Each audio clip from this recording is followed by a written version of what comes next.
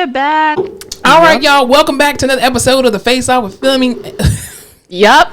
With Fleming and Fowler. We are back. You heard the lady. Again, y'all. We've been gone for 2 weeks. We do apologize. Alyssa is now back from location working with the CIA, so we are super excited to have her back in the studio. All of our episodes will be back in the studio now and not virtual. I'm just sitting in the studio just trying to get to you. We're back in the stew, baby. We're back in the stew. We're stewing. We're stewing like a hot pot of greens. Crock pot, baby. Potluck. How's your week been this past week? It's good now that I'm back. Now that you're back in San Antonio. It's Fiesta, or it was Fiesta last weekend. That was the last week of it. Yeah. I have eaten so much since I've been back. It's just been like Mexican food. More Mexican food. Another one. Another club. Exactly. Yeah. Chicken on a stick. So, I have to stop that. We had a little party, like a little food party, because I'm back in the land of the seasoned. But it's good. I'm happy to be here. I don't know what the hell this weather is. It's been humid as shit. It really has been. I just want to be cold again. I really do. I know. I'm sick of but it's good. Can't complain. Went to the Fiesta parade. Didn't go to Nyosa because I was too hungover. I can't believe you went to that parade.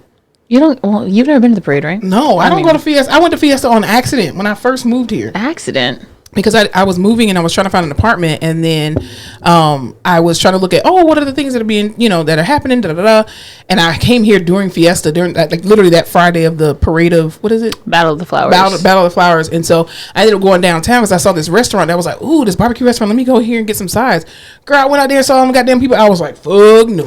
Fiesta is huge. It's too much. San Antonio's Mardi Gras, and it's one of my favorite holidays. It's just a good time, but it's exhausting. There are so many people. It's getting kind of real expensive. Yeah, it's expensive to be outside, period. It is so expensive to be an adult person right now. Because you know what, you're trying to heal your inner child. Yeah. And you have adult money. And so you're like, I can justify going to Chick-fil-A today because I just want to. Ain't that some shit? Yeah. The other day we went out. I was in Houston. We got some pizza late night, and I saw this chocolate cake sitting there, and I was like, I want that chocolate cake. Because you know what my mom would have told me? No, you don't need that. Eat your pizza and go. I can eat whatever I want to. This little boy looked at me and said, are you sure it's $8? I said, put it in the bag. Did I blink, bitch? Did I fucking ask how much? I said, put that cake in the bag. And I was even like, is it worth it? He was like, I mean, it's pretty good. I don't know if I'd pay $8 for it. And I was like, you see this card right here? It don't decline because I just got paid. Right. But yeah, it's that big girl money. Yeah. I do the same thing. I went to PF Chang's yesterday. Just get a little takeout order. We love the Chang. I love Chang. And all I get is fried rice. I don't get shit else. But what else can you eat?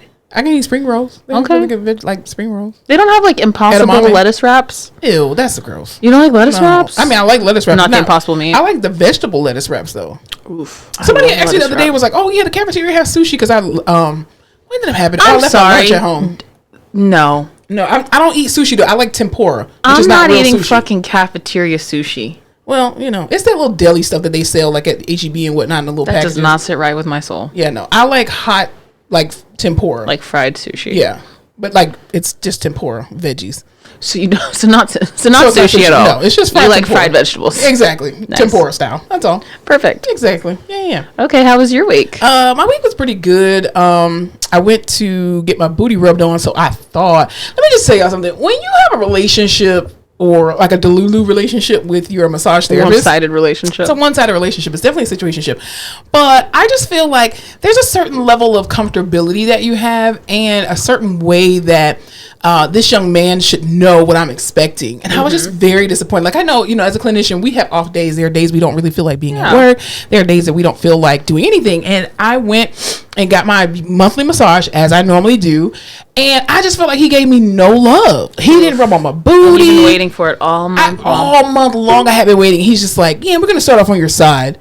Which is a weird space to start off for a massage. I'm fat. That means all the fat gonna go to one side. Sir, I can't do that. Maybe he was trying to open you up on one side. I wanted you to open up them cheeks. I'm kidding. I'm just kidding. Between the cheeks. That's not what I wanted him to do. Body knocking the boots. But I just felt like he didn't give me no kind of love, and I was like, "Are you rushing?" Like I just felt like. He just kind of wham bam, thank you, ma'am. Yeah, I was just like, I need you to take your time with my body. Like I get a 90-minute massage for a reason. Exactly. I purposefully get 90-minute massages. I don't get 60-minute massages. I need to do 90 so I can have. It's technically actually 80 minutes, but because they give you 10 minutes to undress and dress and blah blah blah. But which is stupid. It's so dumb. I'm I'll just be like, I'm stripping and let's go. Start the clock. listen, I barely got drawers on when I come here. I know what I'm doing. Like I have on a onesie and some drawers. Matter of fact, I oiled myself up. I'm gonna slide right onto that bed. Well, no, I actually like take a fresh bath and then I'm ashy as fuck because you're gonna lube me up anyway. It's true. So then I get a free lotion for my whole body. It's amazing. That's true. I That's not free. I'm paying have for had it. a crick in my neck for the last week and a half. I fell asleep with a claw clip in my hair. Why would you do that? That it was the dumbest. I've done a lot of stupid shit. Jesus. This is easily top 3 dumb things I've ever done. So I have had this crick in my neck for a week and a half. I went to make a massage with a guy that I've gone to in San Antonio forever. Yeah. Didn't have anything until the middle of May. Really? Yes. Oh, see, I get standing appointments. Smart. Yeah. So now I'm waiting. I think I got one on May 7th. I called and they had something open, but so I'll be walking around like the bent neck lady for the next week and a half. Yeah, no, I have mine like clockwork. I can't miss because when I do miss my massages, like my body can tell and it hurts. Like I end up throwing something out, which is why I need my massage therapist to do an amazing job. And he gave me no love last week. I was just so disappointed. Well, everyone has an off day. That's true, but You that just was caught me. him on his. Yeah, but I need him to have an off day with everybody else, not with me. Yeah. I've been going here for like what 2-3 years now. I just don't need you to have off That days. is a consistent relationship. That's what I'm saying. You should have just been like, stop. Let's have a talk. Let's have a talk. What's going on? Yeah. How can I help? How can I help you to help me? Yeah. I want you to do the best job you possibly can. Exactly. Damn. Also, too, this past week has been very tiring. I've had a lot of demented patients who cannot follow commands in either Spanish or English, and I'm just like, I don't know. Those are the what's 2 going languages on. we know. I barely know Spanish because now I don't have Cointa there to translate. True. So I don't hear Spanish as much. So I'm like, come on, man. I mean, I had to almost call a code green on one of my patients. And Green is what? green is basically Security? like like a security issue. And I'm just like, dude. And he wasn't being like, he was just super confused. And I couldn't get him back from the bathroom, which I should have taken him to the bathroom in the first place. That was my bad. But And you know what the worst being- part is? I don't know when you realize it, but I always realize it halfway through what we're doing. I'm Yeah. like, this was dumb. Oh, This no, was stupid. I knew it was a horrible idea when he got to the edge of the bed because the nurse was just like, he hasn't pooped, and I'm quite sure he probably really wants to get on the toilet. I'm like, did he tell you that? He's confused. He doesn't know what he wants to do. Or you need him to have a bowel movement, Thank and you you. don't want to have to clean it up. Exactly. So he got to the bathroom perfectly fine. I had one of the CNAs with me who was translating in Spanish, and so he just kept repeating the same word in Spanish over and over and over again. What and was then it? I can't remember. It sounds like cállate, but it's not cállate because that means like be quiet or whatever, or shut up or something like that. But he was saying something else, but it was I guess it's like the Spanish word for like look or. Like because he kept pointing at certain things and I was like, what? And then we tried to get him off the toilet and I legit had to like manhandle him, but he was stronger than me. So so he technically manhandled me. And then it took 4 of us to get him back from the bed. From the bathroom to his bed. And I was like, never again. Never a fuck again, dude. No, dude, it's not worth it. Yeah. All right, we're gonna take a trip in the rehab corner real quick. Who needs to go in the rehab corner? Who are we throwing in the rehab corner this week? Listen, I don't need to throw a patient in necessarily. I need to throw some people I work with into the rehab corner. Oh Lord. Couple things. Everyone I need you to just do your job. Pull your weight, see the people, And move on. and move on. Stop trying to do X, Y, and Z that's not your job just to make yourself seem busy. Stop pretending like you're doing more work than you are. That's pissing me off. And then stop talking to me like I'm doing too much and that I'm doing the wrong thing just so you can make yourself seem like you know what's going on. You know what the hell's going on. True. Also, I don't want to come off rude or callous or insensitive, and I don't have children, so I might not have the complete bandwidth to speak about this, but I don't want to hear about your fucking kids at work. If I don't know you personally, if we don't hang out outside of work, if I don't come to you and ask you, hey, How's Billy doing? Exactly. Also, if your child's over the age of 11, I really don't care, because they're not cute to me at all. Yeah. And these people, I get when your kids are your life. Yeah.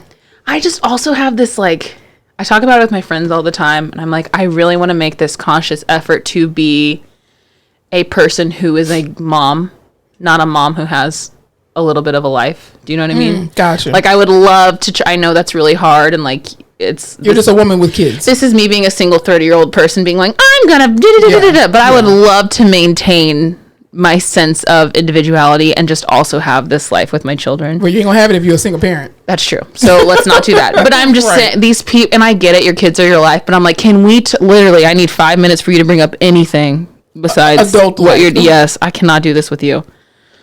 Also, because your kids don't sound that fun. If you have a good story, I love a good story. Paint me a picture. If they're doing some ratchet, wild shit, if you you know. Yeah. Don't ever show me a drawing of your child. Like, oh, my child drew this. It's ugly. It's not good. It's ugly. I don't care. Unless you're making a joke about it, I don't want to hear it. Exactly. Yeah. I think people talk about their kids all the time, even though they don't. I think it's subconscious for them. They don't realize that they're talking about them all the time, but they are. Because surely that's your whole, that's all you're thinking about. Yeah, unfortunately. But when you see the light leave my eyes in the middle of our conversation, I need you to kind of pick up that cue. They don't. Care. They like, do not. You'll be just like, that's crazy. And they still keep talking. I know. Or I'm not even making eye contact with you and you're still talking. And then I'm sitting there thinking, like, is my mom talking about me like this? That's so annoying. I hope she's not telling anybody shit about me. I doubt it. I hope you have not. a podcast now, so she's probably about, if you want to hear about my daughter, listen to her podcast. Yeah, she's like, here's a link. She'll tell you all you need to know. Exactly. Who are you throwing in the rehab corner? I am throwing corporate America in the rehab corner today. Because I feel like, we thought we got away from group projects as like, college students and just, high school students or whatever. Mm-hmm. But corporate America is nothing but a giant group project where, especially in healthcare, especially in PT and OT or in rehab, we unfortunately have to work together in order to make this system run. And I fucking hate it because people are idiots. So I had this week, we had a conversation. We had many conversations this week at my job about counterproductive topics, and I won't be too specific because if anybody from my job is listening to this is all jokes, and you're not. You didn't hear any of this. Anyway, this is all for entertainment. So we were just having these conversations, and this one person came in to give us answers to said questions that were not answers. Number one, the anti-answer answer. Yeah, and then number two, I just need every supervisor out there to just be quiet. Mm-hmm. Shut the fuck up. Like, allow people as grown adults to try to resolve something.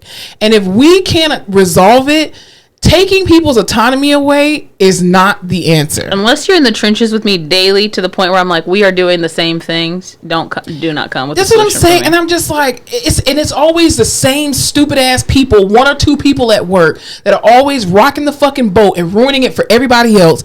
And then instead of just getting rid of these dumbass motherfuckers, y'all just keep them on the team and like, oh, we'll just make it generalized. No, stop generalizing. Stop shit. Pulling me into meetings, being like, we need to talk about this very actually specific thing that we all know one or two people did, but now it's this broad. You're not doing anybody any favors. You're just pissing off the people who are actually doing the things they need to be doing. It's so annoying. Oh my God, I cannot stand that. This is why I hate corporate America. So I am throwing corporate America in the rehab corner this week. So yeah, because also guess what? Unless you approach me specifically, I'm gonna think it has nothing to do with me. Seriously, because these meetings happen all the time where I'm like, I'm not doing that. I know I'm not doing that. And that's why I say it's counterproductive, and that's why the same shit keeps happening over and over and over again, because you're not addressing the actual person. You think people are going to have self-insight, and they don't. I won't. I refuse. They're not self-aware, and you keep just saying, come on, guys, let's just be team players. You're talking to people who are not team players, and they don't know that they're not team players. And then you keep saying it to everybody else as opposed to being directed. Well, I don't like confrontation. I don't like to be, conflict. Well, then you shouldn't be a leader. You fucking bastards. Also, it's not conflict telling someone to do the job they're paid to do. Thank you. Lord. And to be fair and share. Like, be fair and share. All right? That's all we're asking here. I hate people. I'll tell you what's not fair. You ready to get on into the show? Let's dive in. I'll tell you what's not fair. Death. I've heard that. I don't know that we talked about this, but your homeboy died the other week. Don't you dare. What? OJ Simpson? Yeah. Who you know talking about? Is my homeboy? Yeah.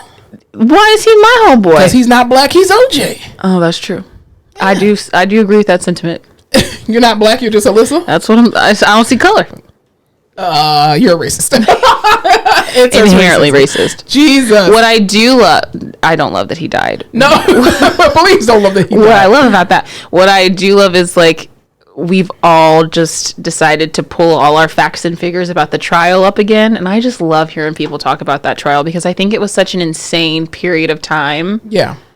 I wish I could have. Where were you when the trial happened? You were not even born. Were you not? No, I might have been. What year did the trial happen? Hey Siri. What year did Nicole Brown Simpson die? 94. Oh, I was fourth a grade. fresh month old. I wasn't even a month. I was like 3 weeks old. Well, I remember that trial, and I was a kid. I remember like watching it on TV, and then because the Rodney King stuff had just happened, Crazy. and so it was like they better let this black man off. The glove Yeah. didn't fit. You must have quit, damn it. And when he got off, it was almost like when Obama won the presidency. They're like, score 1 for the culture. There were so many black people that was just like, yes, thank you, Jesus, he's off. But it was like, Yeah. he didn't even like to be one of us. So Which is it's just so crazy to think that like political climate, cultural climate, society can shape what you would think would be such a cut and dry, whatever, the quote justice system, right, that we know is so fucked up. But then again, he paid out the ass for some really good fucking lawyers. Well, yeah, he had no choice but to. Yeah, and the prosecutors did not do so. It's like, yeah, no shit. It was a That's what's perfect gonna storm, happen. honestly. Yeah, that's what it is. It's crazy just to think, because I'm sure the prosecution was like, how could they not send him? Like, this is crazy. The glove didn't fit. Yeah, but just like everything that was going on in society, the lawyers that he had that all died of cancer. They really did. Nothing And then karma isn't real. he ended up dying of cancer as well too. Yep. Well, even the high speed chase. I remember watching the high speed chase high-speed on chase. TV, and I was just like, this Bronco is just going down the road, and he ended up at his mama's house. I was like, what the hell, dude? So it was quite interesting. But yeah, O.J. Simpson died. Of course, y'all know we late because we haven't recorded. But anyway, he died at 76 years old. Apparently, allegedly, he made all his family sign an NDA, and that they cannot do any kind of like tell-all books about him as a part of that NDA, which I think is very smart. Which, isn't he still paying it would go to the family, wouldn't it? Well, I don't know what he has, like if you can challenge his trust or whatever he trust he has or whatever. I think he does. You think he does? Absolutely. OJ's not an idiot. He was not an idiot. I mean, he was an idiot, but he wasn't an idiot with his money. He was an idiot. Right. I think he put a lot of his stuff in his trust, because also too, you got to remember, he was already a millionaire when he retired, and at that time he was a multimillionaire. Do we think the son did it? Yes, I do. The oldest son. I also do really believe that. Absolutely. That's crazy. I'm still convinced. But you know what? And you know what? My mom said she wouldn't bury a body for me. She wouldn't cover for me. And then I see OJ and I'm like, wow, a parent that loves their child. I would let his ass go right to jail. I'd be like, he's crazy. He's crazy. I can't believe he did it. Oh, Lord. I can't believe he did it. Because he would have got off. But, I mean, OJ seemed to have lived a very good life, other than when he stole his own paraphernalia back and went to jail. So, hey, what's mine is mine. Well, technically, you know, they got some justice for Nicole's death to a degree, because he was gone for, 8 years or something like that. But then Caitlyn Jenner, I was like, dude, just shut the fuck up and go somewhere talking about good riddance. Bitch, you killed somebody. Isn't that the pot calling the kettle a motherfucking sponge? You killed a whole person with your vehicle, and you got the nerve to say good riddance to this person? Some people, much like OJ, stay off of social media. Caitlyn Jenner, shut the fuck up. Oh my God. Speaking of shut the fuck up, we gotta talk about some rap beef that's been going on. That's been making people shut the fuck up. These men are having a time. And I find it absolutely amazing. Have you heard any of the diss tracks between like Chris Brown and Quavo? Of course I and have. Drake using Tupac. This shit is my crack. I love it. Okay. I cannot get enough of these grown men fighting. Which one did you like? Did you like Chris Brown's diss track to Quavo? Oh, I loved it. I thought it was so good. I was like, Quavo, get up. Get up. Fight back. Yo. He didn't fight back. He did not. But I'm like, everything he said, I was like, ugh. Because Quavo was just, mama, yeah. When he was like, yeah. That's all he was doing. When he said Takeoff was the wrong one, I was Yo. like, that was, oh man. Oh no. Quavo didn't come back with nothing. I was like, Quavo, get up, brother. No. Yeah, no, it was crazy. Yeah. I didn't realize for those of you who have been living under a rock or just haven't had cellular service in the last 3 weeks, Kendrick released a diss on Future's album towards Drake. Surprise, surprise. And J. Cole got caught in the crossfire. And J. Cole got caught. I've never seen someone just be like, hey, ho, I thought this was a joke. I was like, me? It's like, I thought we were just playing funny games. Anyway, it has turned into every rapper you've heard a song from in the last 6 years versus Drake. Yeah. And it is insane. Rick Ross got into it. These men who have nothing to say about nothing, they're like, you know what? And one time Drake did this shit to me, and I have something to say about it. Oh, white boy. You and your nose, you got liposuction. Which I think is hilarious, because to me, I think we've been saying it on this podcast. Drake has gotten so weird, cringy, corny in the last 2 Very years much so. for sure. But you made a career off of singing to the girlies. Like, that was Yeah. your big thing. You're gonna make these rap songs with good beats for the girls. You're this man of the women, da da da da da da. And then you just flip shit up and you started saying all this crazy shit and you try to be this big dog. Last couple albums, you know. And now all these women are like, yeah, no, you're not shit. Yeah. And now the boys are coming for you too because no one likes you. Yeah, I think Drake has always, you can tell he was a very unpopular child, even as a kid. And now you give him money and a great ghostwriter, and then now he's like, I'm the man. No, baby, And you're my not. opinion on ghostwriters has always been, it doesn't matter to me because if you're putting out the music and people like it, they like your voice, whatever. I'm not the freaking pinnacle of rap. I don't give a shit. I don't think there's anything wrong with ghostwriters. Like, you really think the president of the United States writes his own speeches? Nobody writes their own speeches anymore. No, like, but you can't come out here saying some wild ass shit if you have ghostwriters. yeah, but I think too, you got to realize, like, being a creative is a collaborative effort. Like, Yeah. you can't just write all your own shit all the time, depending on whatever you're working on at that particular time. But I just feel like Drake is just, he's always trying too hard. Like, when the whole, when he tried to go in the locker room and all that kind of stuff, like, he's just always doing shit like that. And it's just like, you are a multimillionaire. Just go sit down. But I'm Go like, you sit are down. the Taylor Swift of rap. You are the pop rap guy. You are... Yeah, nobody's taking you for real. You ain't no gangster rapper. No, you are the, you know, not the sellout, but you are like the commercial hip hop guy. From Canada. No one's putting you with Kendrick and everybody. You're not a lyricist. No. Now, your ghostwriter is probably a lyricist. Hey, let's hear from him. But I also think too, like, with the one thing that pissed me off about Drake, especially with regard to this beef, is when he used AI to basically copy or imitate Tupac's voice That to was diss Kendrick. An insane move. I don't know who was in your team, but that to me that was a real bitch move. Also too, because I feel like Tupac, how prolific he was as a rapper and how educated he was in black American history, just world history in general, being raised by an amazing mother. I just felt like Kendrick Lamar would absolutely probably be in the top 5 of Tupac's, favorite rappers of the generation that came behind him. Both Geminis. But for him to use his voice, I was like, to me, that was insanely disrespectful. Insanely disrespectful. We are on the heels of the Diddy controversy, right? And everyone talking about how Diddy's involved in Tupac's death. Sticky subject. Also, imitating someone's voice from the dead Is disrespectful. to say things they didn't say And you didn't even get a permission from his estate. is what that just shows me how above everything you think you are. Yeah. That's insane to me. And the thing is, why do you need Tupac to help you diss somebody? If you're this prolific rapper, if you're just this amazing rapper, you should have been able to just come for their next at the same time. Drake has already shown he's not a battle rapper, okay? With the fact that Pusha T had already put him in the ground. I was like, sir, there's no need for you to come after Kendrick Lamar. Kendrick Lamar is an actual lyricist, my brother. Like, come on now.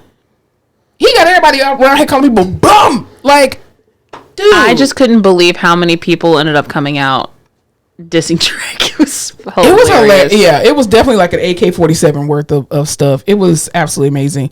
What were you talking about, Ashanti? Ashanti finally let us, the public, know that she is for real pregnant with Nelly's baby. As opposed to wearing those ugly jerseys. As opposed to just going through a stylistic and aesthetic choice change.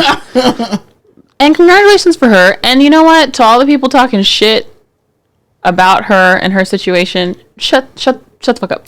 Here's the thing. Shut up. Ashanti's first of all, Ashanti is a millionaire. Ashanti's baby daddy is a millionaire.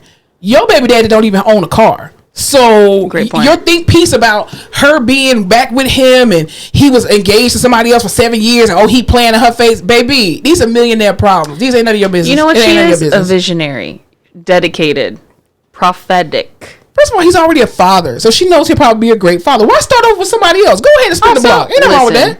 If I wanted a Juicy Couture sweatsuit back when they were popping, never got one.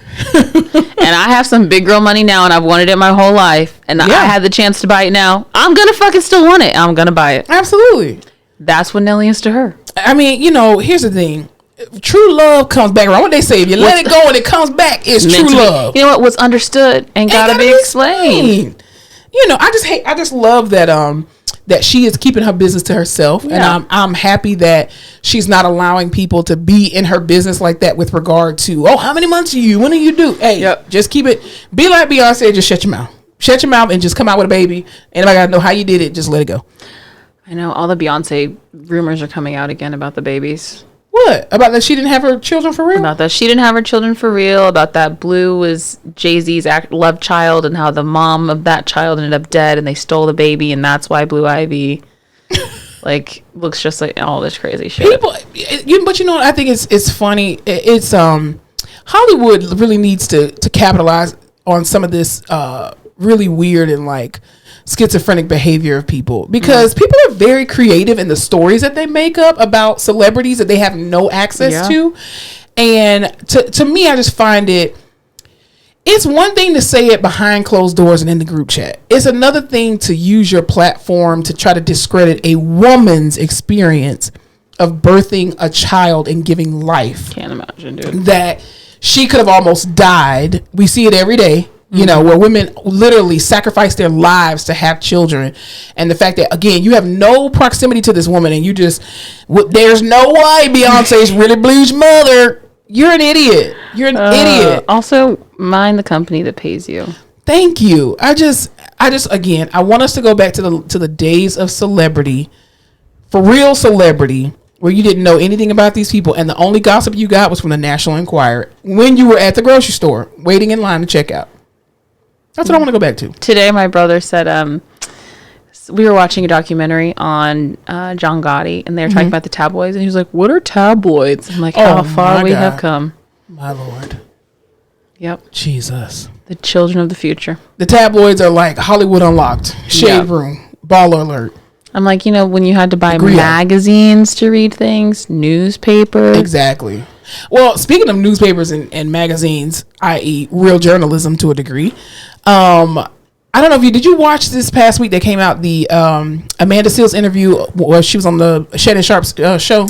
I haven't had the mental bandwidth to sit down and watch anything. Yeah. But I did see clips of it, and boy, did they not disappoint. So if you don't know, Shannon Sharp is a retired football player NFL player who most notably had a show on ESPN with Skip Bayless, doing commentary on all things sports related, right? And so now he has this YouTube show he has his own podcast, and he brings people on his show. Shannon Sharp, I have never heard him actually say that he is a journalist. I think he's just a dumb jock who has, a bit of celebrity, and he can come on his show. I wouldn't even call them interviews. They're just kind of like sit down chats. Yeah. Talks. And he's supposed to just shut the fuck up and let people talk. However, I just felt like, okay, so I watched the Cat Williams interview, which was 3 hours, and Cat Williams, it really wasn't an interview. Cat Williams just, from the second he sat down, he just blurted it all out, and I love that about it. But for this interview that he did with Amanda Seales, we already know real journalism does not exist, unfortunately. I think the interview was a catch-22 for Amanda, because I felt like it was a great opportunity for her to display in real time how people misconstrue everything she says, how people are determined to just misunderstand what she's saying and don't like her for invalid reasons.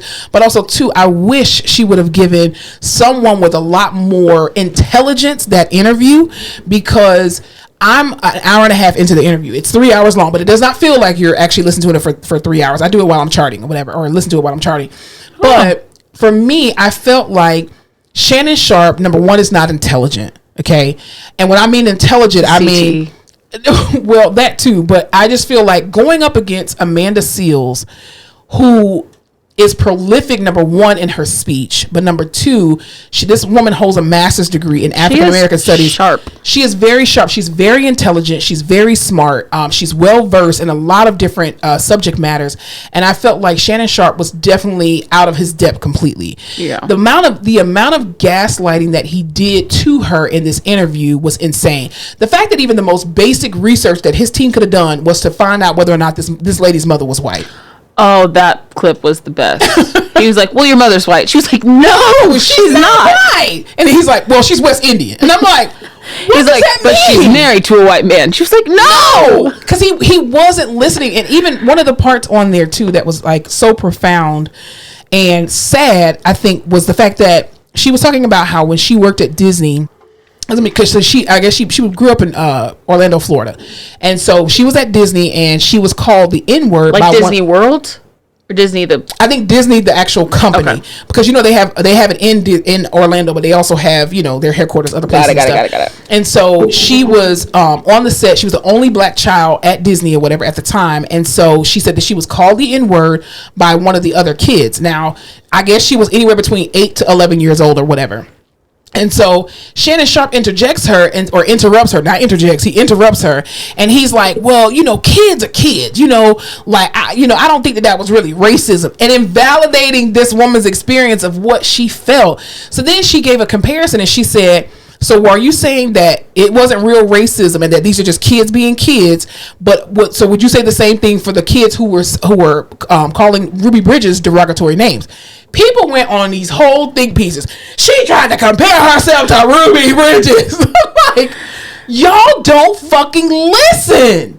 Like, what's wrong with y'all's brains? I kept screaming like the whole time, because as a person who is intelligent, it's very it's very hard to listen to stupid people. It just is, because like Amanda Seales kept like breaking the fourth wall. She was just like looking at the camera like and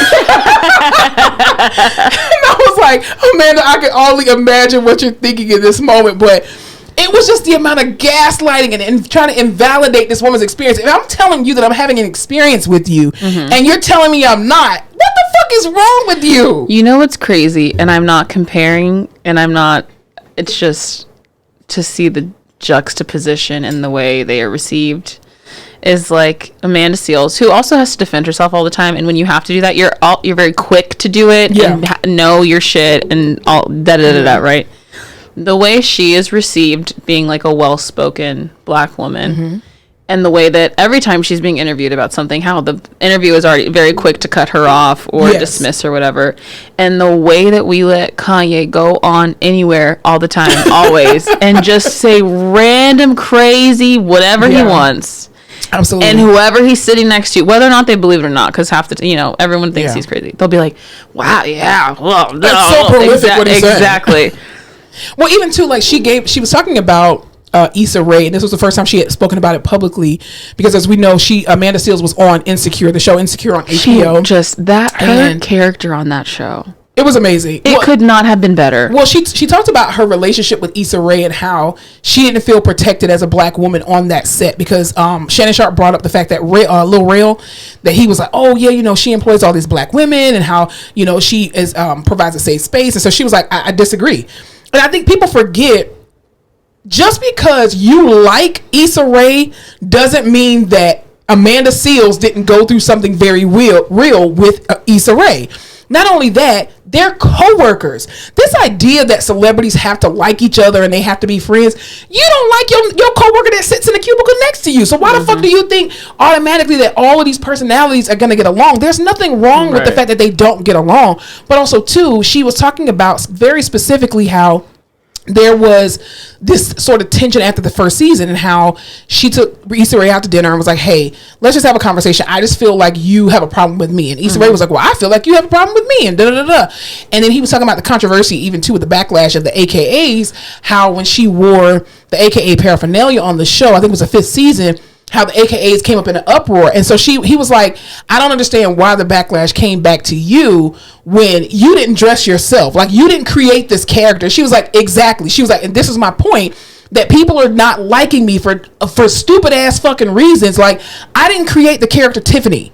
Issa Rae created that character. Right. Issa Rae said that this woman was an AKA. I'm just a goddamn good actress. Exactly. And you guys are projecting. Well, it is not Amanda's job to make sure that the wardrobe department has cleared it with the headquarters of AKA, Sorority Incorporated. That's not her job to do that. So she's coming to her job, and they're putting her in a costume, because that's what she's wearing. I don't care if it's regular clothes, it's still a costume. And so for everybody to come up in this uproar, Amanda Seales always doing the most, I can't believe she would disrespect the AKA.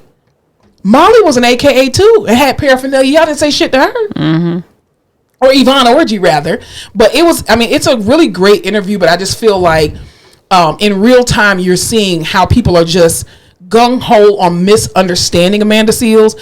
And I'm an Amanda Seales stan. There are a lot of things that Amanda Seales, well, I won't say a lot. there are some things that she speaks about that I disagree.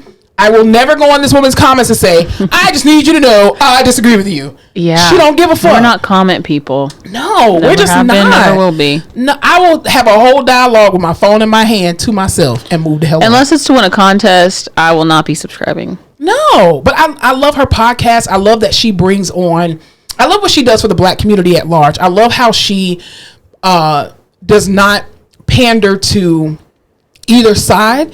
She will call out Black leaders. She will call out white leaders. She will call out anybody that's doing an injustice to the people, but specifically to Black people in general. I love the work that she's doing for Palestine and for, in Congo and Senegal by bringing attention to it. But I just feel like people are just gung-ho on just not liking her for whatever reason. I'm like, is this because she's light-skinned and just outspoken and intelligent? Does her intelligence just like intimidate you? Like, what the fuck? I think she's just blunt and unapologetically herself, and people don't like that. Mixed with her being light skinned and having a lot of opinion, but yeah, because I think she is never well received. I think this in the last month or like month and a half, whatever she just did, and everyone was like, "Can y'all give her a break?"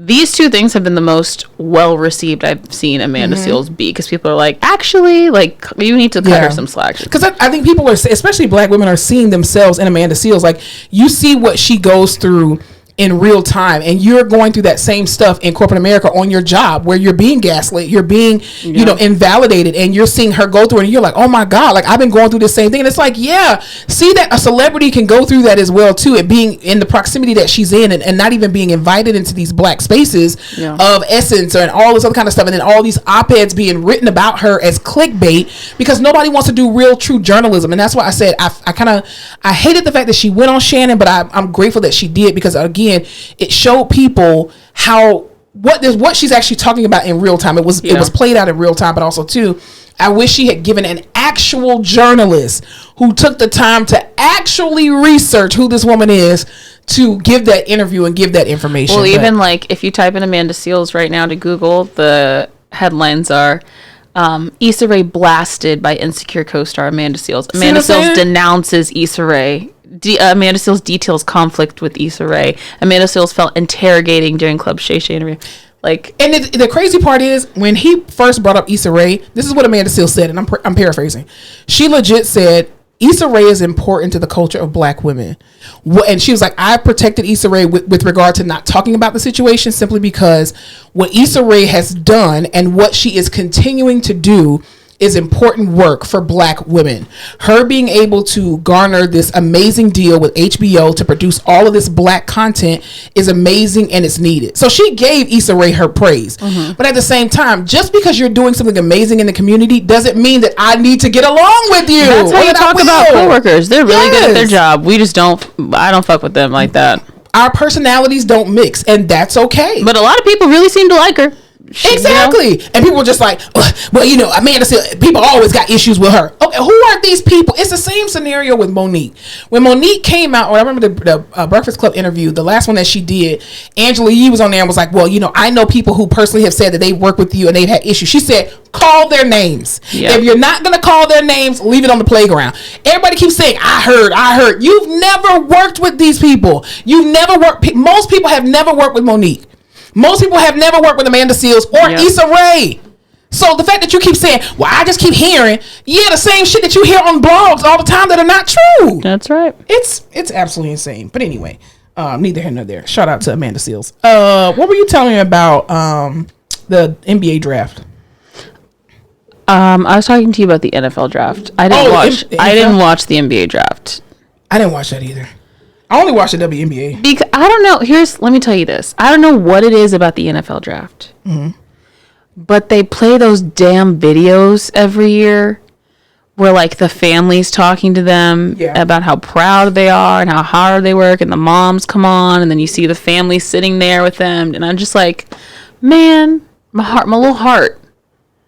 I just love that. I just always look for the black mamas and the white girlfriend to be sitting. Oh, there I with the black love. guy, and they like, Also that. get off this couch. This ain't your moment. This is our moment. And I love how the mama just grabs the son and the little white girlfriend sitting off to the side, She's just like, waiting because she knows just to fucking sit. Don't even fucking come over here right now. Exactly. We worked for this. It's hilarious. You're new to this shit, but I just love the draft. I think it's so fun, and then it's all emotional and I can't imagine. You know what? Maybe if I had worked very hard for something every day. You didn't work hard for your degree? I worked. I just feel like I didn't put in the physical labor.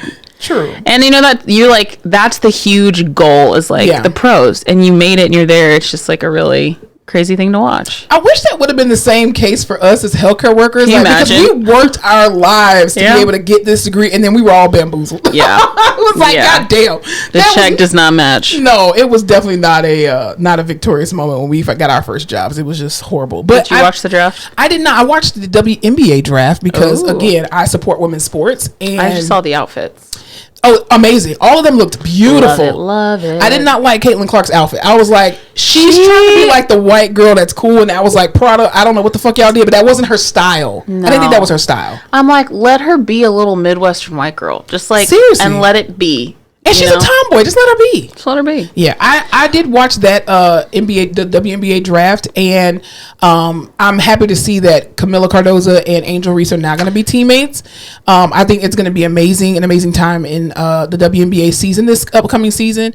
And I think this will be the biggest WNBA season. Here's the one thing that I don't like, and this is I keep saying this. The WNBA period. Y'all need to put me on your marketing team. Please hire me on your marketing team because y'all are pissing me off. Did you see the new WNBA promo, like the marketing commercial? Yes, I did, but I just feel like here's my problem with it. So the Indiana Fever, who Aaliyah Boston's on their team as well as Caitlin Clark, right? And so they now, most of their average amount of their tickets were usually like between $50 to $60. This upcoming season, the average cost of their tickets are now like $160. Oh, fuck off. This is my point. My point is that you all, as a league, have all eyes on you. And instead of keeping the ticket prices where they are and beefing up your amount of merch, so people can come. Most people are not paying $160 to go to a regular Spurs game on a Wednesday night.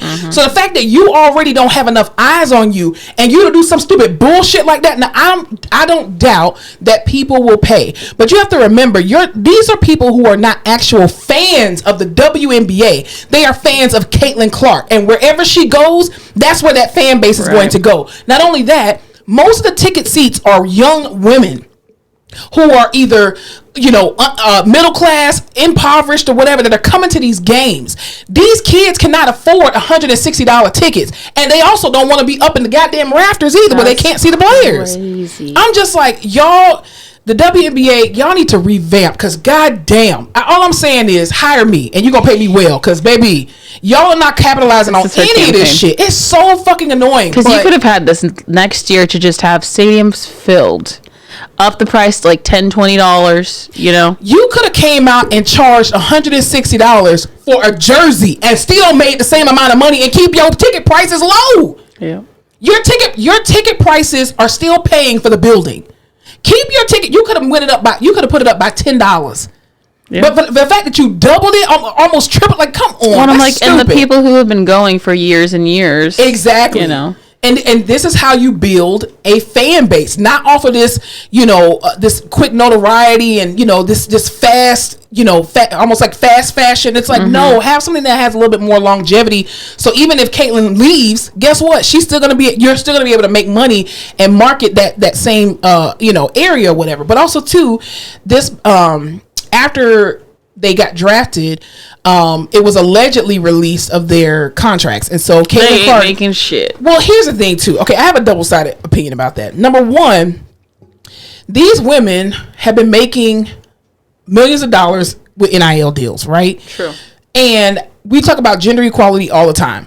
Now, if you're gonna match salaries, let the women match the men, right? But at the same time, you will never convince me that people who dribble balls all day, run pigskins up and down a field, kick a ball up and down, deserve hundreds of millions of dollars.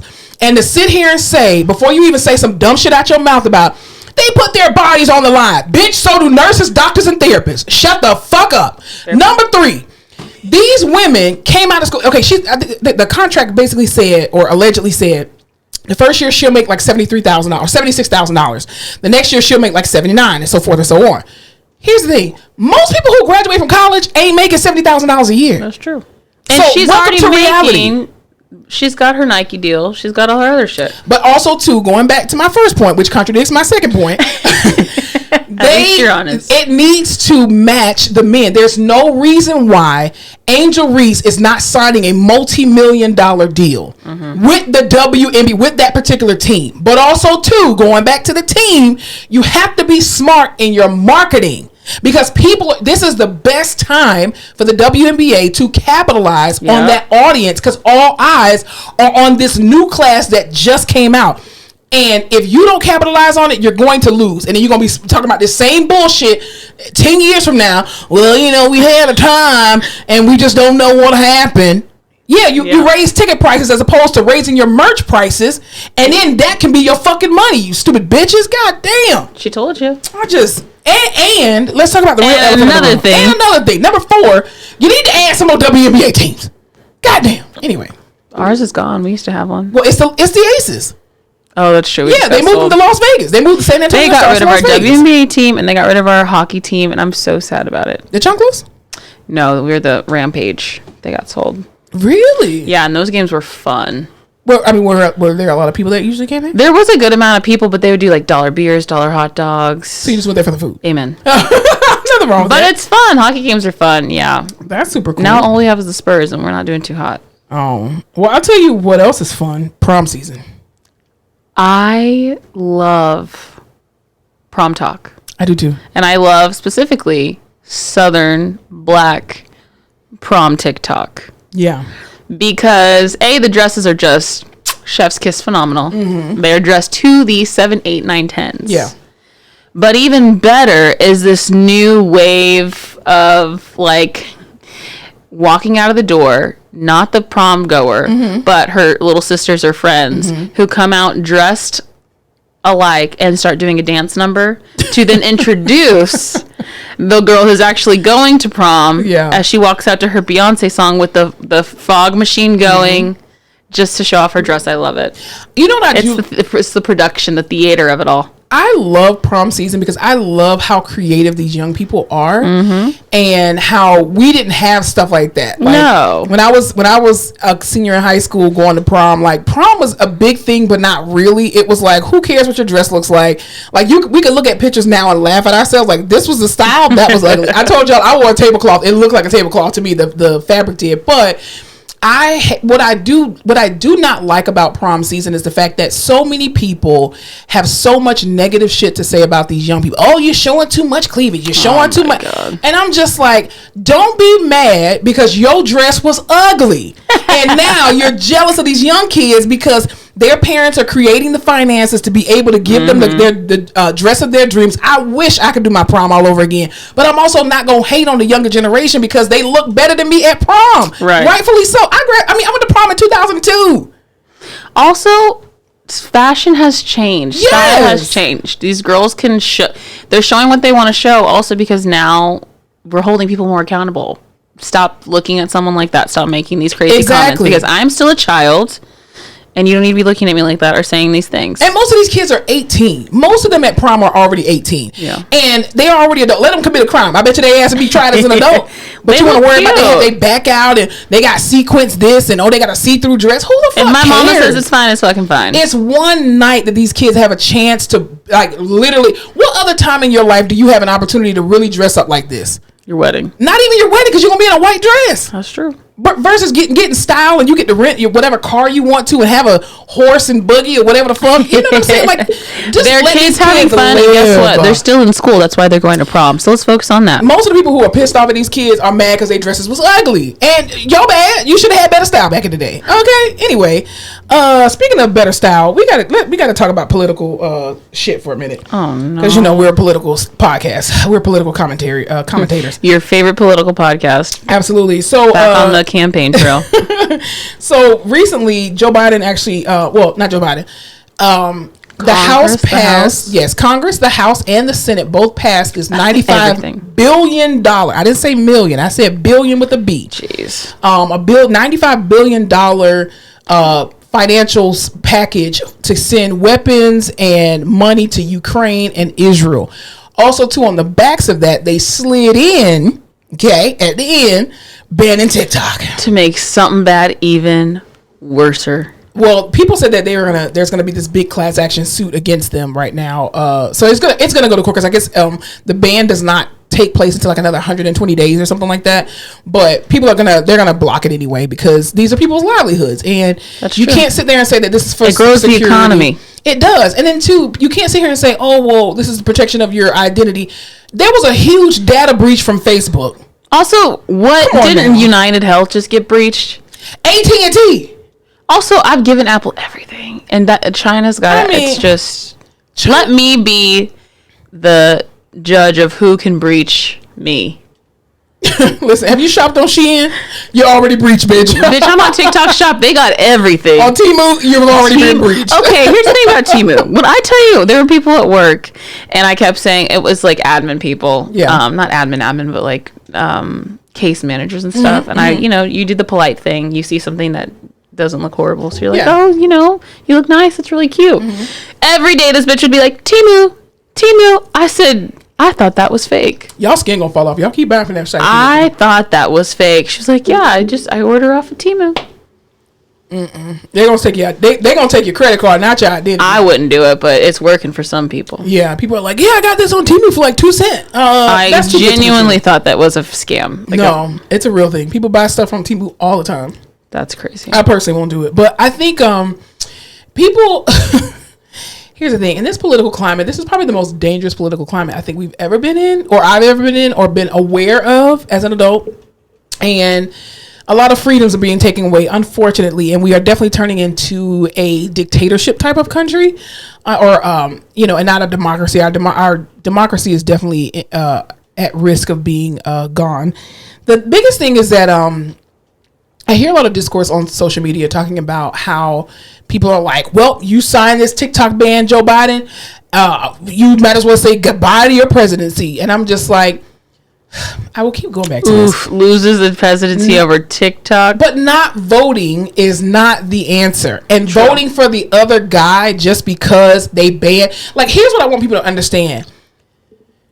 The House and the Senate, Democrats and Republicans, voted yes to push it through. Yeah.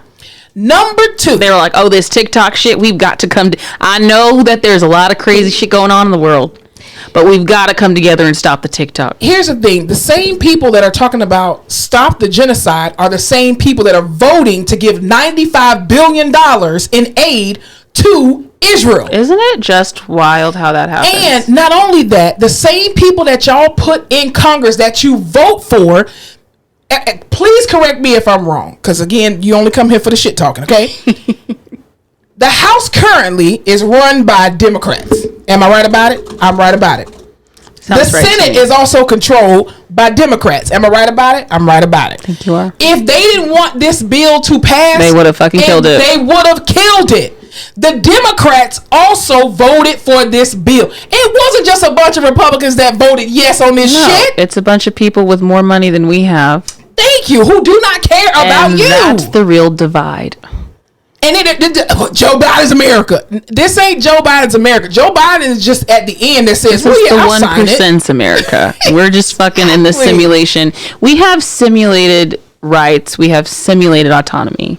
We're in a Sims. We're just boop, boop, boop. And the aliens are controlling us. Even this podcast right now. It's like when you tell a toddler, like, oh, here's your 2 choices, knowing there's 60 other choices, but you're not even going to let them know about those. No. You're going to give them these 2 choices because that's what you've decided to let them choose between. Exactly. Well, even now, there was some...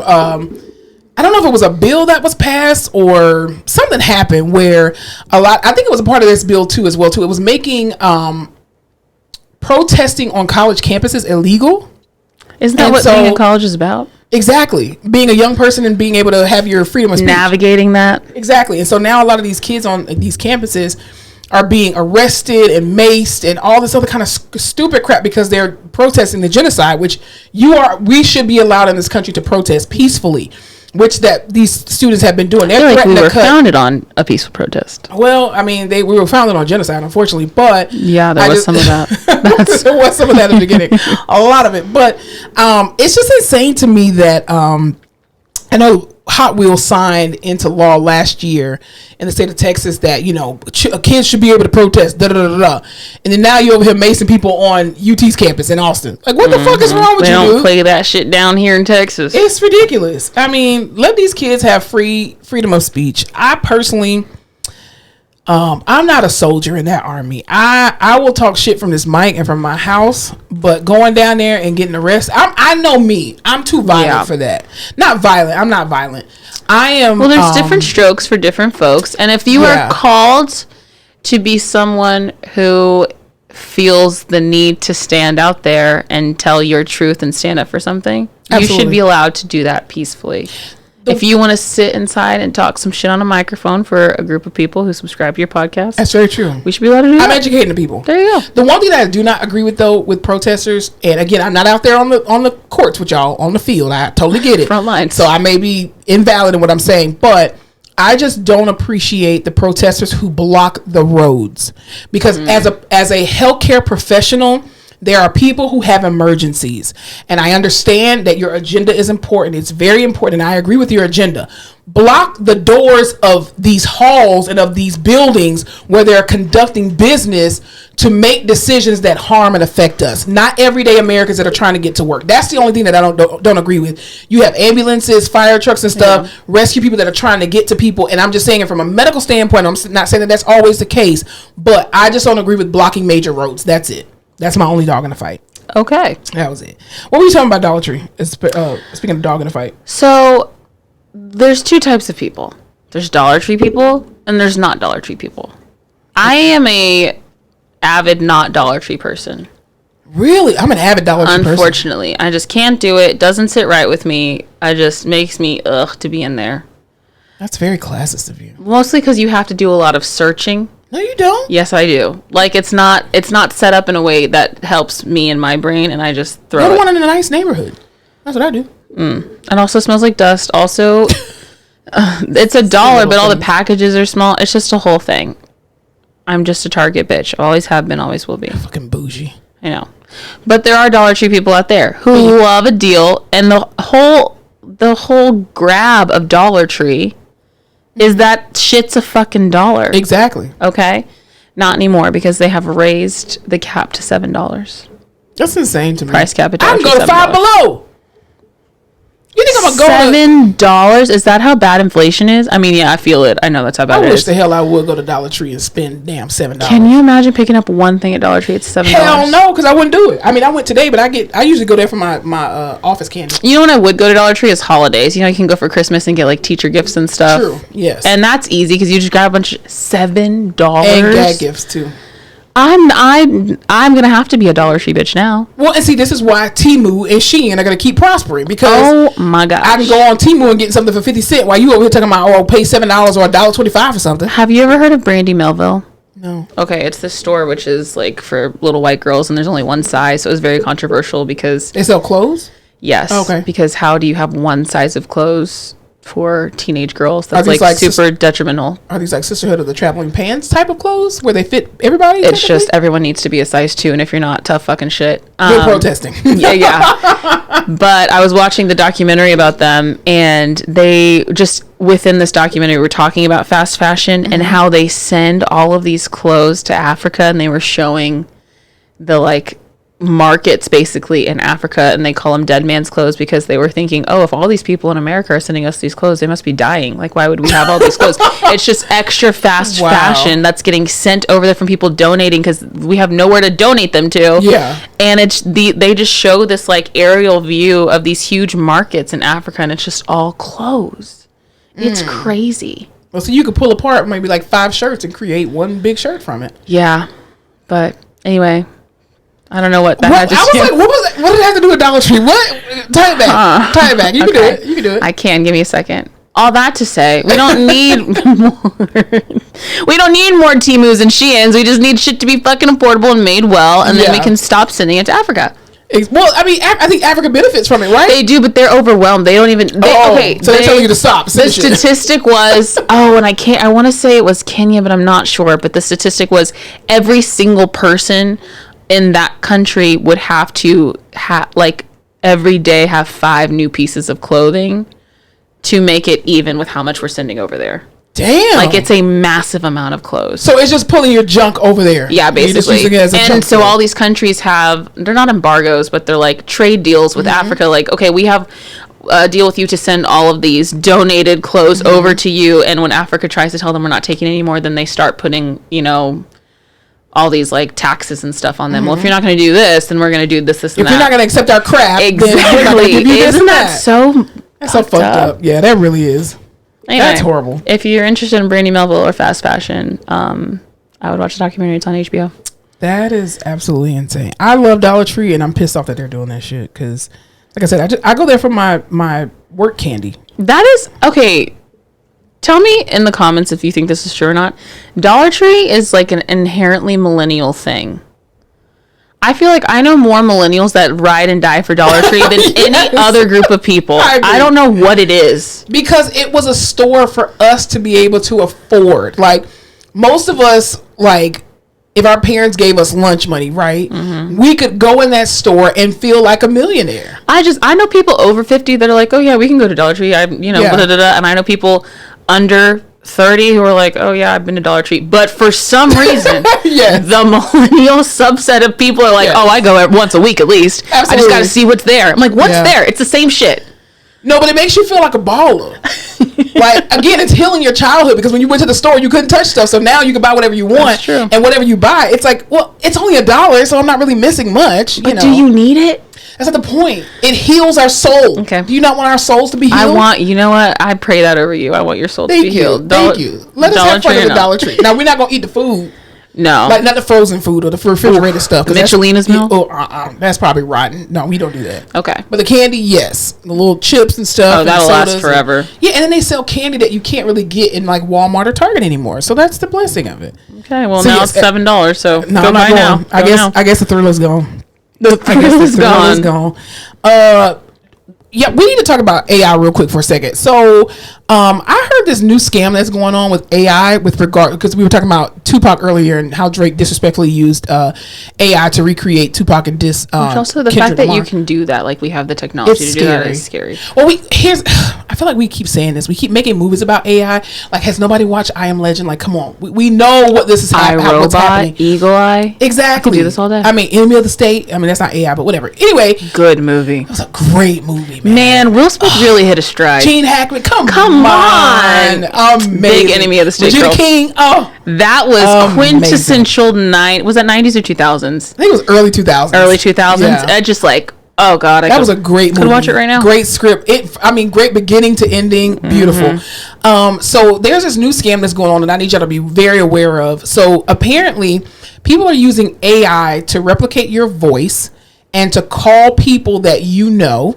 Right, but they're also calling even some of the nicknames, or the way, like if your name is Alyssa, but if I called you Lissa, they would know, like, oh, Monica calls Alyssa Lissa, or whatever the case may be.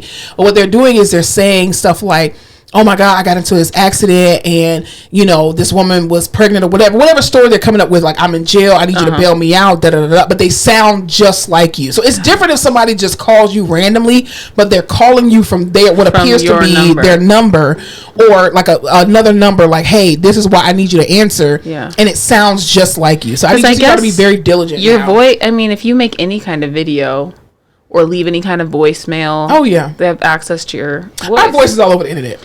Oh, us? Yeah, I don't shut the fuck up. You could it'll be so easy to impersonate me. I was going to say something. 5, 6, 7, 8. AI stealing identities. No. Well, there was a situation that happened, I think it was last year, where a principal was caught on, somebody recorded him making this racist rant against, like, black people and Jews and all that kind of stuff. So apparently, allegedly, it was found that the athletic director actually used AI to do the racist rant, and he used his voice, but it wasn't actually the principal. Messed up. So he got arrested for doing that. I saw that on social media, so I don't know how true that is because I'm not a real journalist. I remember what I was going to say. Okay, let's hear it. On TikTok, I saw this woman who's a private investigator. This is why we can't get rid of TikTok. True. As a Gemini and someone with ADHD, I really just cannot get rid of this app. But she was saying, you know how sometimes you'll opt into something on a company and they'll say, oh, okay, like if you'd like us to stop sending you text, press like send stop, or your whatever. You just get an automated message from a company that you know about. Sometimes you get random ones, like you know that it's spam from Amazon or something. Mm-hmm. She said sometimes like private investigators will send those to your phone hoping you'll say stop or question or something, and it pings your location, and that's how they know where you are. That's true. That's crazy. Yeah, even like when a job, because for us, we get offered jobs every single day. Right. Multiple times a day as PTs and OTs because our information is in a database, unfortunately. And so when we get text messages, somebody will be like, hi, it's Tom from Delta Corporation, da da da da da. Do you have time to speak about a thing? And you send back yes, or are you interested in the job? Yes or no? Right. And they do the same thing. It's crazy. Yeah. Oh, this is what I want to go back to real quick before we get out of here. We were talking about the Amanda Seales and Shannon Sharpe interview. Mm-hmm. She was talking specifically about, because there was a lot of think pieces about autism. And I know you don't have autism, but you do have ADHD because you've been clinically diagnosed by a physician with ADHD and are on medication. She was talking about how she is autistic and basically that she is self-diagnosed autism or autistic. And people were coming up with these think pieces talking about how, you lied and said that you are autistic, but you have no clinical diagnosis and da-da-da-da-da. And I think it's very important to bring up and note that as clinical professionals, how you can have the signs and symptoms of something and diagnose yourself with it because you display those signs and symptoms, even if you didn't go through specific testing. Like, it's very different if I test you, you get an MRI or a CT scan that shows you actually had a stroke or whatever the case may be. Like I use, for example, as a PT, I can go back and a patient can come in and say, hey, I'm having these symptoms, these signs, blah, blah, blah. And I can tell them, hey, I believe you have a disc herniation, but I need you to go and get imaging in order to confirm it, right? Me as a person who has a disc herniation, I knew, because again, with the knowledge that I have and the schooling and the experience that I have, I knew that I had a disc herniation. I just didn't know which level it was. I knew it was either between L3 to L5. And so I went to an orthopedist, able to navigate the healthcare system to say, hey, give me the MRI, tell me exactly what's going on. And it was confirmed that I did, in fact, have a disc herniation. I think for Amanda Seales and the lack of depth that Shannon Sharpe has to be able to keep up with her conversationally, it was insane because the fact that he said, well, just because you're brilliant doesn't mean you're automatically autistic. Like, you can be autistic without being really smart or really brilliant or whatever, and not understanding really what autism really looks like. Mm-hmm. But for most of us who actually have somewhat of common sense, we could navigate through the fact that she was talking about as a child, because she was saying that most of the clinical diagnoses are diagnosed when you are a child, right. But at the same time, just because it's all behaviors, it's all behavior. It's not like a broken bone. Yeah, you can't do a scan and be like, oh, that brain has autism. Exactly, but also too, when you are just because you display these signs and symptoms as a kid, it doesn't go away in adulthood. Correct. And you learn how to mask things. Exactly. Because it's a spectrum, so you can be higher functioning and have the awareness to say, like, oh, that's not how all of these other people are acting. I have to try and act like all of these other people. Right. Also, autism presents wildly different in girls than it does boys. Absolutely. It's super underdiagnosed in women. Mm-hmm. Also, we all do it. We watch a video, we read an article, we see someone else, we learn these things, and we're like, I do A, B, C, D, and E. I might have that too, and even if I don't go get a diagnosis, I can still, keep researching and learning more about that thing. I don't know. It's not like there's not a scan for it. It's not like I can pinpoint it. And that's what medicine is, especially in behavioral health. You're just like, hey, you have all these symptoms and it sounds like you have this, so let's try this, because that's probably what that doctor will tell you. And then here's the thing too. You can say, well, I've self-diagnosed, to be allergic to grass. Now, I don't need a test to go there. Every time I cut my motherfucking grass, bitch, I'm sneezing and coughing and my eyes are itchy. I can tell you that I'm allergic to this shit. That doesn't mean that, I'm saying make exceptions for me because I'm allergic to grass. Or, I felt like she was talking about it from the standpoint of, listen, I'm not going to pay $10,000. She even said in one of her lives, she said, I'm not going to pay $10,000 to get diagnosed when I can already do? I've done enough research. Again, this is a person who has a master's degree. She reads avidly. Like, she can go through this whole process and say, listen, I know that these are the symptoms that I displayed as a kid. You know, the social awkwardness, the social unawareness, blah, blah, blah. Because I know even for me, I technically have diagnosed myself. And I don't say it out loud all the time, but I feel like I do have a form of dyslexia. And I feel like if I would have gotten tested and actually gotten assistance with it, I probably wouldn't have struggled as bad as I did in college. Now, I do have 4 degrees, right, with the highest being a doctorate degree. And I have 2 graduate degrees. However, I know for me, testing was so much more difficult because my brain flipped everything. You've even seen it too. When I chart, I can literally write one word. I can write the word beautiful. It will be backwards, but in the correct order. Like, my brain just flips numbers and letters and words all the time. That is a form of dyslexia. And this is why too, test taking for me was so difficult growing up, because my brain would flip things. Now, I didn't tell my mom and dad about it all the time. They were just like, you need to study more. You need to apply yourself. And I'm like, I'm applying. Also, that's all you know. You don't know that it's different. Exactly. Than the typically, like how people typically read. You're like, why is it so easy for Alyssa to just go in there and take a test and she has no issue? You're just thinking she's better at it than I am. Let me work hard. You're not thinking. Especially back then, like, I don't know. Yeah. This is all very new because people grew up with these issues and are now like, there had to be something. And now, like, I'm going to make sure my kid doesn't have these same issues because everyone's more educated and informed and on the internet sharing these stories. Well, even too, when you go back to, like, just even culturally. So I know for Black people specifically, especially people who've had a lot of trauma, there was this person that gave this very good example and was saying, you know, people are self-diagnosing themselves with anxiety and stuff. And people are like, you realize that your parents, you knew who was walking in the house based off of their footsteps. You don't think that that's anxiety, bitch? Like, come on now. You over here. I'm overstimulated. You're making too much noise. There's too much movement. You don't think that that's anxiety? Like, look up the definition of this shit. You know what I'm saying? I'm just like, people try to, you know, and I get it. There are times where I have joked and said, you ain't got no goddamn ADHD. Stop blaming that shit on your ADHD. You're just a horrible person.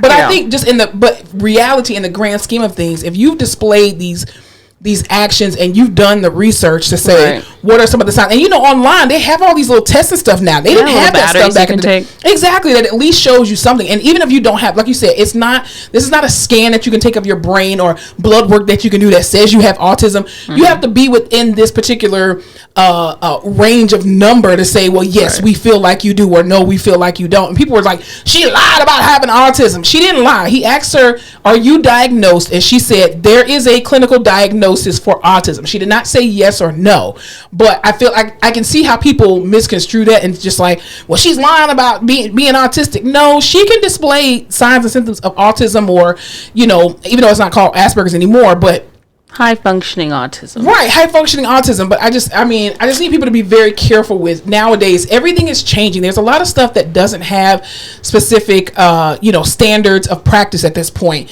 to a degree, and it's still evolving, especially how everybody is able to come online and say, oh my God, that's not unique to me. I thought I was the only person on earth that dealt with this. You know? Also, typically, and I know it's changing now, but in the past, typically people with autism have been presented in media a very specific way. Yes. Which is very low functioning or very high stemming or nonverbal. Yeah. Or they're just like, you know, the super genius, like, and so there were these, like, ends of the spectrum of autism being shown. So now when you're hearing someone say, oh, I have been diagnosed with autism, but it presents this way, you can be like, oh, that, you know, strikes a chord with me. I thought it was just one of these things. Exactly. I don't know. Why do people care? There's a Reddit article posted a day ago. What's going on with Amanda Seales? Who is she, and why do people care if she has autism or not? That's what I'm saying. Well, we don't. No one, and it's not. I don't think she was saying like these crazy, outlandish things about people with autism, or she doesn't believe in autism or vaccines. She was just saying. She was talking about her experience. I believe this to be true about myself. She believes, based off her experiences, even as a child and as an adult now, certain things that she has to do with regard to stimming and all that other kind of stuff. Like, she believes that she has autism, and I don't think that there's anything wrong with that. No. Because again, as you educate yourself about certain diagnoses, you understand, oh, this is the reason why I was the way I was, or this is why I needed this, or whatever the case may be. And I think we as a society, I will continue to say this. These people are trying to take your rights away, and you worried about Amanda Seales' autism. If I shit my pants every time I have ice cream, I'm gonna call myself lactose intolerant. Thank you. I don't know what you want me to do. I'm just gonna say that what it is. Listen, if every time I get up and my hip clicks, bitch, I got arthritis. I know I do. I didn't go to a doctor for that. I mean, I went to PT school, so I know what arthritis is. So I have a different level of understanding of the signs and symptoms of certain diseases and disorders. Only you know what's going on in your body. Only you can prevent forest fires, baby. We've always said that. Always. I just really need people to just mind your business. The That's business that pays you. And stop with the think pieces. Just stop. It'll help your life so much. Anything else we can talk about before we go into what we're watching? No. Okay, so we're what were you talking about? The show Star. Attention, ladies and gentlemen. Please turn up your speakers. I have an announcement. Our favorite Fox show, yes, Star, is getting a movie. I always forget where this button is. There we go. And that one too. Yes. Quincy posted about it. Okay, here's my question. Was he supposed to post about it? Because Lee Daniels hadn't posted anything. I know. And I'm like, Quincy, of all the people who are posting right now. They about to write your ass. Right? Yeah, you just gotta, you should be staying real. I mean, he was like, I need some positive press. Yo. I don't care who said it, who's doing it. If it's a lie, I'll go for him myself. But I need a Star movie. I need a conclusion, and I need closure from that show. All we know is his grandma's dead. That was the last thing. That's it. I was so happy when I saw that. I was literally jumping for joy. I just wish they would not have canceled that show. It was so good. It was so good. It was. Because Hollywood just keeps recycling the same couple of people and the same couple of ragged ass storylines. But I'm like, make sure Queen Latifah's free and Keke Palmer. That's what I'm saying. Just let these people do what they do. Like, just let them bring Brandy back. Come on now. Like, we need her. Oh, all hits. Oh, Miss Lawrence. We need them all back. Like, Jesus. Such a good show. I wish they would that Mara Brock Akil would actually do a Girlfriends finale. Oh. Because Girlfriends, we didn't get closure on that. We didn't get closure on Moesha. There's a lot of fucking shows we didn't get closure on. Damn it. 2025. They need to just come out with it. Instead of doing reboots, finish the fucking shows. Yes. Let's do that. Let's work on the show. And starting with Lovecraft Country. Thank you. Girl. I'm about to get my blood pressure up. Misha Green. Listen what I need from you, baby. Misha, I got $20 to help with the investment. Where's your GoFundMe? Where's your GoFundMe? I got at least $50. I'll up it to $50. Misha Green, this is an appeal to you. That's like 5 things at Dollar Tree. All I'm saying, that's very true with new prices. But Misha Green, I got $50 to help you get Lovecraft Country going, season 2. I just need season 2. I need it. It was so good. I know Michael. What's his name? Michael, the one who passed away from the overdose. Oh, Michael. Whatever his name is, I can't remember his last name, but I know he's gone. However, I need you to bring Hippolyta back. I need you to bring everybody back. But I know Jonathan Majors had a bunch of issues. But bring him back still. He's still good. I need to know if he died or not. But what else have you been watching? I can't wait for that movie to come out. Okay, I need to talk about this reality show that I've been watching on Peacock called The McBee Dynasty. Have you heard about it? McBee Dynasty? Uh-huh. No. Okay. It is like Yellowstone, but in real life. Like, this is a real life family of ranchers who make a shit ton of money, and then he has these 4 sons. So it's a reality show. It's a reality show. Oh, cool. Pieces of shit. Oh, Jesus. Okay. But it's so entertaining. I just can't get enough of it. And it's called the B Dynasty? McBee Dynasty. McBee Dynasty. Sorry. One of the sons was on another reality dating show called Joe Millionaire, where he met this girl. So he keeps bringing back this little white girl who's from the city, and everyone's like, "We hate this girl. Can't stand her. She's from the city." The dad is like patriarch of the family. Went through a nasty divorce with his wife, so he's vowed to never get married again. I can almost guarantee he ruined their marriage. Wow. He is currently dating his business partner because they have this large ranch and shit, but they're trying to diversify the portfolio. So he's opening like car washes and stuff. What is this on? Peacock. Okay. So he is sleeping with / kind of dating his business partner who's running the car washes and stuff. Meanwhile, has a side girlfriend, right? This is like in the first, maybe second episode. Jesus. Side girlfriend gets into a car accident. He's like, oh, you know what? I don't have any cars to loan you, but my business partner, who I also sleep with, her car is in the shop. So why don't you just use her car? It needed some work, but until we can get the work done, you can just go ahead and drive it. Yeah. Crashes the car while she's driving it. Then the main girlfriend calls the car shop to be like, hey, I just want an update on my car. And they're like, what do you mean it's totaled? She goes, what do you mean it's totaled? And they're like, I don't know. Farmer Ted over here called and said to let some girl take it out. Farmer Ted. The drama is so good. Of course, the least attractive brother literally is just a little slut and out here he's just cheating on his girlfriend all the time. And they're filming it. You're watching it. Drake. Yes. You're watching it in real time. It's delicious. Wow, you seem like you're very vested. If you just want some like low down reality television, Trashy. Trash television, please watch a couple episodes. It's so good. That's awesome. I watched that. I started Baby Reindeer. Have you seen that? I have heard. Oh, I almost choked. Jesus, I have heard about Baby Reindeer. I have not seen it just yet. It is unhinged. That's what I heard. But is it horror? No, it's psychological. Oh, I like those. So yeah, you'd probably like it. It is wacky, also men are trash. That's all I have to say. But anything else you've been watching? I started that show Fallout. Super gory. Well, it's by the 4th, 5th episode, it gets really good. Oh, it's kind of slow in the beginning, but to work like there's also so many storylines. I'm just like bopping back and forth. I can't figure it out. And they're going back and forth between like 2224 and then like 2024 and shit like that. It's just I hate when they go back and forth like that, but it's actually really good. Yeah, the way it ends, you can tell it's going to be a second season. There's something about nuclear fallout. Yeah, and it just right now and this time isn't sitting well with me. Because we're close to nuclear fallout. Mm-hmm. True. But yeah, that's what I've been watching. What about you? Didn't you say you went to go see Civil War? No, I've talked about seeing it. I need to go see Civil War. You need to go see it. Yeah. I want to see that, and I want to see Challengers. Oh, yeah, the Zendaya one. Yeah. I'm not going to go see that. You're not. I know tennis. You're not going to see it. I mean, I love tennis, but I'm not.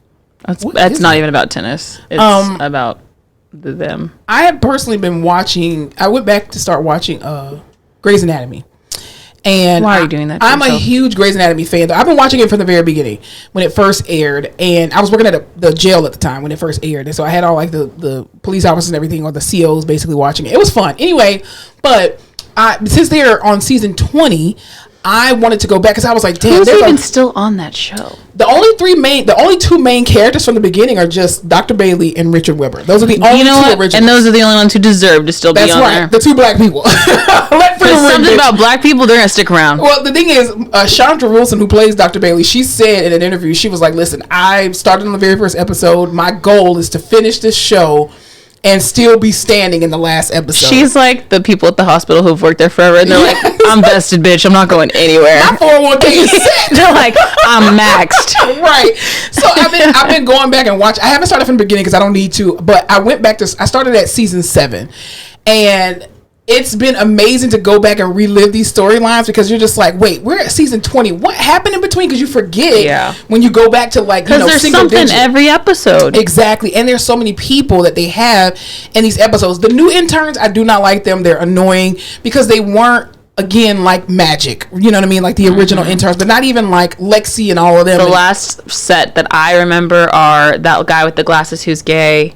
Schmidt. That's like the was that 13, season 13 maybe? That was like 15, 16. Yeah. And then the Italian guy with the sister.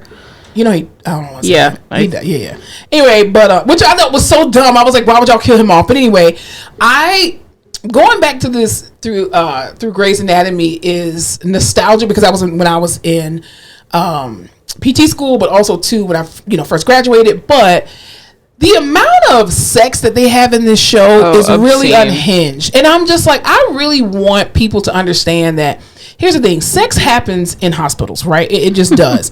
But the amount of sex that these people are having, and nobody's taking a bath after they have this sex, and then they go and see patients and then go revive people. It's just unrealistic. It is the most unrealistic thing. I'm like, do y'all realize how filthy and dirty hospitals are? Also, have you seen an intern in a hospital? They look like they're so tired. And my thing is, people are having sex, but not at the hospital. They're going to their houses. You know, they're flirting with each other, yes. Yeah. But I'm just like, the amount of sexual chemistry and these horniness of all of these people, and I'm just, and to go back and remember, like, Bailey had a moment where she was like in on-call rooms, and I was like, Bailey? And it's like, I experienced a black that. woman? Never. Right. I'm like, hospitals are dirty. I'm like, how dare y'all deduce Bailey down to Booty Call Bailey, because that was her nickname, but with her husband, of course. But it was just funny to go back and just rewatch it. So if you need to rewatch Grey's Anatomy, just do yourself a great service and go back and watch Grey's Anatomy. It's amazing. 20 seasons. How long did ER run? ER, I think, only ran for like 15, if I'm not mistaken, because I watched that too faithfully. 94 to 2009. 15 seasons, yeah. Mm-hmm. Damn. I was a faithful watcher of ER. Me and my mom used to watch that all the time. Mm-hmm. And when they killed off Dr. Green and gave him brain cancer, bullshit. I hated it. And then Eric LaSalle left. Oh, I was so mad. He was like their Burke. I don't think I've ever watched ER. What? Like, I've seen episodes, but I've never sat down and watched it. Mekhi Phifer ended up being on there. And he was a doctor.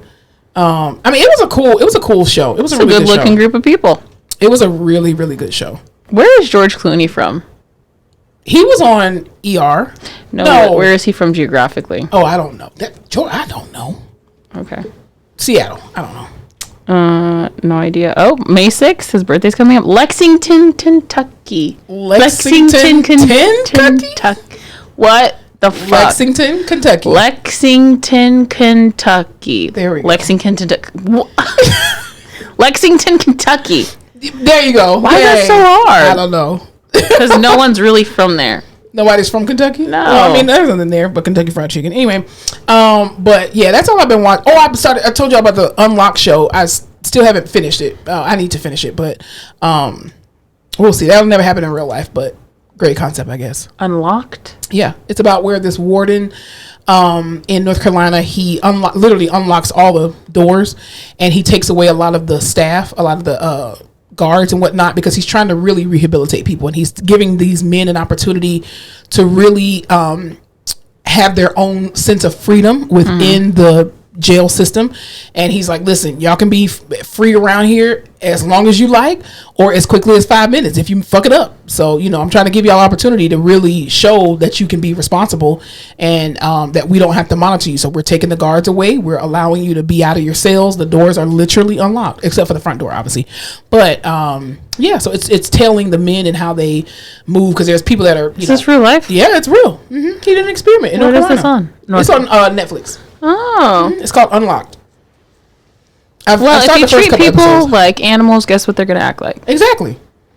And if you treat people like people, there are people who have mental disorders. And so you cannot just cage someone who has a mental disorder and not medicate them if they have a true, imbalance, chemical imbalance. Like they need to be treated with medication and therapy. You can't just put that in the cage and say, stop it. That's not the way that works. Cut that out. Just cut it out. Don't you do it again. But yeah. Anything else we need to talk about before we get out of here? No, that's it, dog. All right, y'all. Well, thank y'all so much for y'all patience these last couple of months. We pray that our viewership and whatnot will increase again, and that you all will continue to join us. Fowler is no longer on location, we will not be on Zoom or whatever, and we will be in the studio, because we are in the stew today, and she needed some time to be able to pack all her shit and come on back because the CIA kicked her out anyway. But so we are grateful that y'all continue to support us and ride with us and rock with us. We hope y'all have an amazing week on purpose. Y'all remember to spread love, spread light, and don't forget to laugh your face off. Hit the right button. There we go. We in the stew. We in the stew. What? We in the stew. Home. We in the stew. Quavo. We in the stew. Okay, Quavo does do the best ad-lib. He does, but that's it. Yeah, that's really. Chris Brown throw his ass up. And I'm so used to Chris Brown just making bops to dance to. I mean, I wasn't expecting that. He made a whole 40-second song. You didn't understand. He had the time. Thanks so much for tuning in to another episode of The Face Off with Fleming and Fowler. Don't forget to follow us on all our social media platforms, Instagram, Facebook, Twitter, and YouTube at The Face Off Pod. Be sure to tune in to The Face Off every Tuesday where new episodes are released.